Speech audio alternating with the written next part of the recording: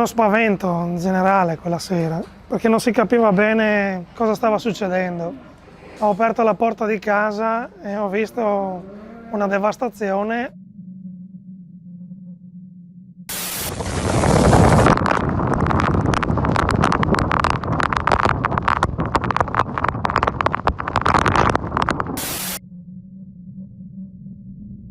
Fortunatamente eravamo a casa, perché se eravamo fuori per cercare di salvare qualcosa ci scappava il morto sicuro.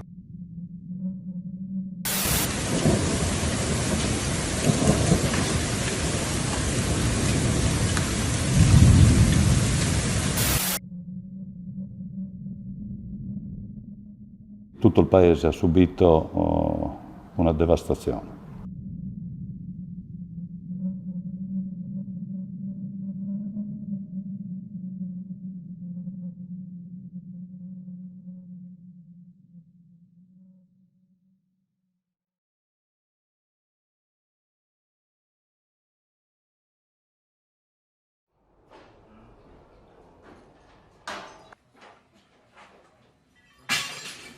È passato un mese dalla notte del 24, quando alle 21:15 circa su Mortegliano si è scatenata una tempesta di grandine che ha provocato danni ingentissimi al paese.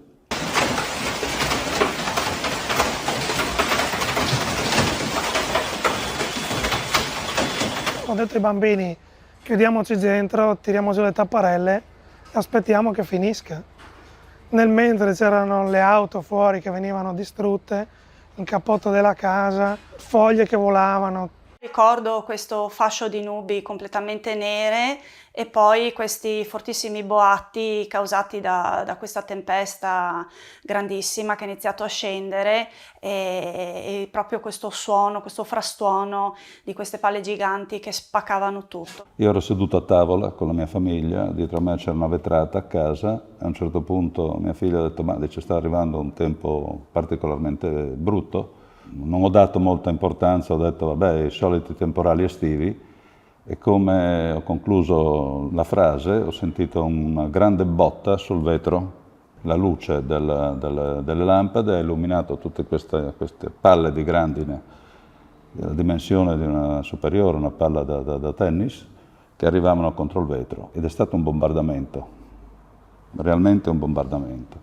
Guardavo dalla finestra le serre e dicevo: speriamo che tengano duro i teli, speriamo che tengano duro, e invece dopo l'aria si è cominciato a sentire i primi colpi e lì in un minuto ha fatto il disastro, insomma. Le strade erano rosse di mattoni, quasi impraticabili, c'erano mattoni da tutte le parti, pezzi da tutte le parti, poi c'è stato un vento anche fortissimo che quindi ha portato tutti i calcinacci sull'asfalto.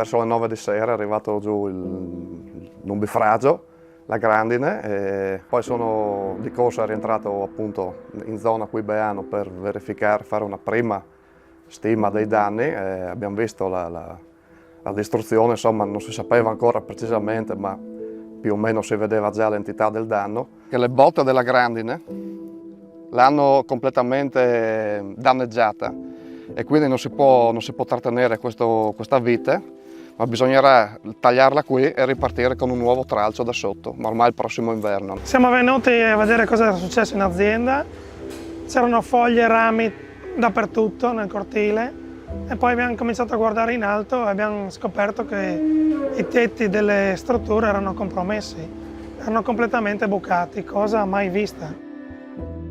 Il raccolto in campagna principalmente era mais, abbiamo portato a casa, abbiamo trinciato i 37 ettari di mais, produzione pessima, meno di un terzo di quello che ci aspettavamo un mese fa, e la qualità è un punto di domanda. Qui ha rotto tutti i vetri e piano piano adesso stiamo sistemando un po', insomma.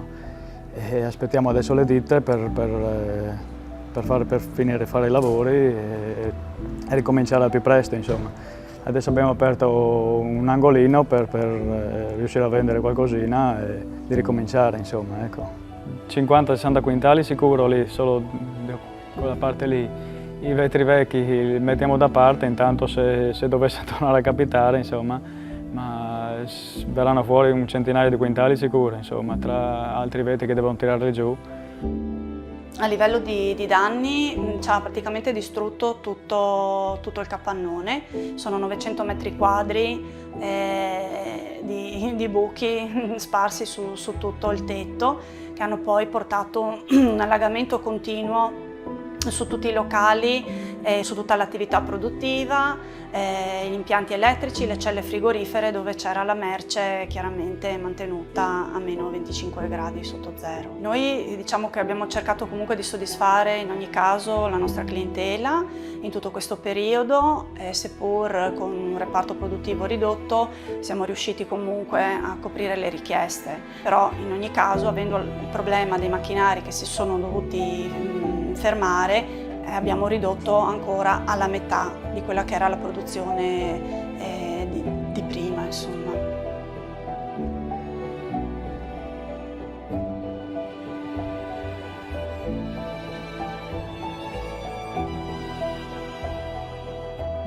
Sono arrivate oltre un centinaio di autovetture più o meno disastrate con danni spesso e volentieri anche talmente gravi da non recuperare neanche il mezzo, per cui parecchie persone che si sono rivolte a questa carrozzeria sono nell'incertezza di ripararle o demolire l'autovettura del tutto. E prima di tutto si sono fatti tutti i lavori di emergenza, quindi cristalli e fari. Il problema principale è il reperimento dei cristalli, che è un ricambio che in questo momento scarseggia, vista che in tutta l'Italia del Nord si sono verificati queste enorme calamità, per cui anche i costruttori di cristalli sono nell'impossibilità di riuscire a evadere tutte le richieste delle carrozzerie. E comunque il danno è talmente elevato da non poter neanche valutare il costo di tutte le riparazioni.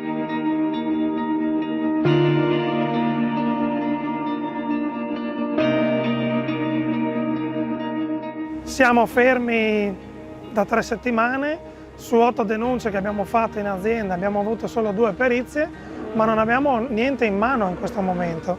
Quindi i materiali che abbiamo acquistato ce li siamo addebitati e stiamo aspettando, abbiamo fatto le foto, siamo fiduciosi perché abbiamo le assicurazioni, però è tutto un punto di domanda.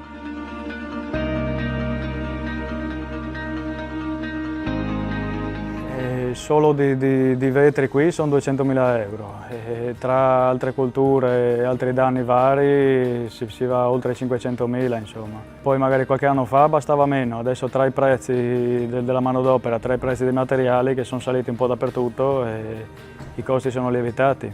Da 650.000 euro a 1 milione di euro di danni. Non c'è stata abitazione che non abbia avuto le coperture totalmente distrutte, con infiltrazioni successive d'acqua e in alcuni casi per 10 abitazioni la conseguente dichiarazione di inagibilità. Ma è difficile fare stime. I dati parlano di una cifra importante, attorno ai 900 milioni. Noi abbiamo perfezionato gli atti che consentiranno al governo, auspicabilmente, queste sono le informazioni che abbiamo, insomma, che venga dichiarata l'emergenza nazionale. Quindi credo che questa sia questione ormai di giorni. Poi dovremo capire 2 cose, ovviamente le 2 cose più importanti, quante risorse lo Stato potrà mettere a disposizione e a quel punto anche capire quanto la Regione sarà in grado di poter aggiungere ulteriori risorse ai 50 milioni che sono già stati messi a disposizione.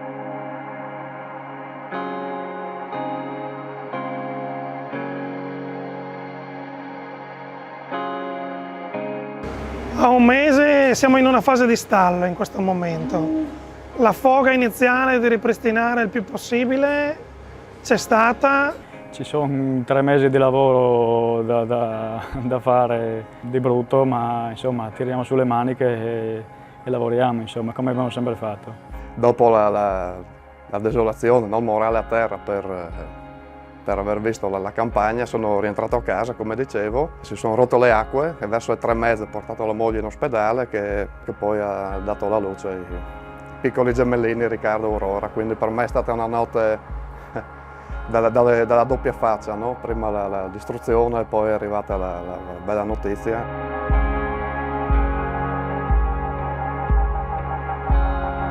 Una vita di sacrifici da parte di tante persone che in 10 minuti viene buttata via. E allora bisogna cominciare a pensare a queste persone, bisogna aiutarle, bisogna andare avanti. Ma i friulani sono forti.